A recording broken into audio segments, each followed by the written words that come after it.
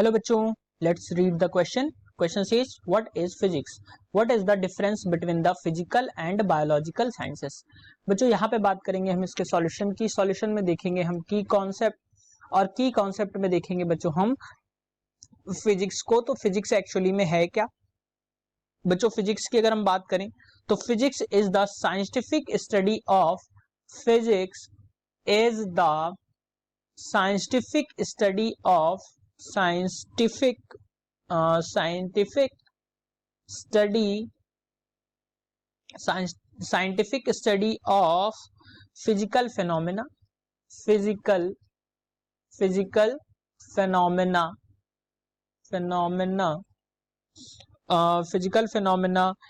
like the motion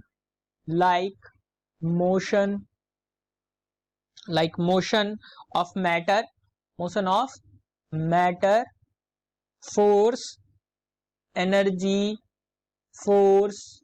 and force etc. तो बच्चों जब हम स्टडी ऑफ मैटर की बात करते हैं तो वहां पे फिजिक्स और बेसिकली ये मेजरमेंट से भी एग्जिस्ट करता है. तो ये क्या करता है बच्चों, ये इस चीज में मदद करता है ताकि हम आसपास की चीजों को समझ सके. फंडामेंटल पार्ट होता है ये साइंस का. और फिजिक्स जो है वो स्टडी ऑफ मैटर है, एनर्जी, स्पेस और टाइम का. और अगर बच्चों हम यहाँ पे बात करते हैं फिजिकल साइंस की और हम बात करते हैं बायोलॉजिकल साइंस की, तो फिजिकल और बायोलॉजिकल साइंस के अकॉर्डिंग अगर हम देखें तो इनमें बेसिकली डिफरेंस क्या होता है मैं यहाँ पे लिख देता हूं. Knowledge of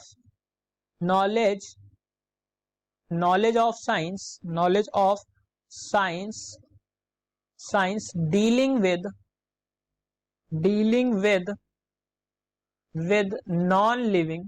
non-living things. Knowledge of science dealing with non-living things, it should be things, is called physical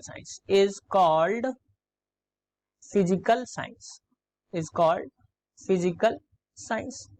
और बच्चों अगर मैं बात करूं इसके एग्जांपल्स की, जैसे कि अगर मैं बात करूं फिजिक्स और केमिस्ट्री, फिजिक्स एंड केमिस्ट्री जो है ये आपकी physical science, physics and it should be chemistry. तो यहाँ पे मैं इसको नीचे लिख देता हूं, फिजिक्स एंड केमिस्ट्री. और अगर मैं बात करूं इसके अपोज में कि knowledge of dealing with living things, मैं यहाँ पे सिंपली लिख देता हूं डीलिंग विद लिविंग थिंग्स, यानी कि knowledge of science dealing with living things जो है वो क्या है, वो बायोलॉजिकल साइंस होती है, एज बायोलॉजिकल साइंस.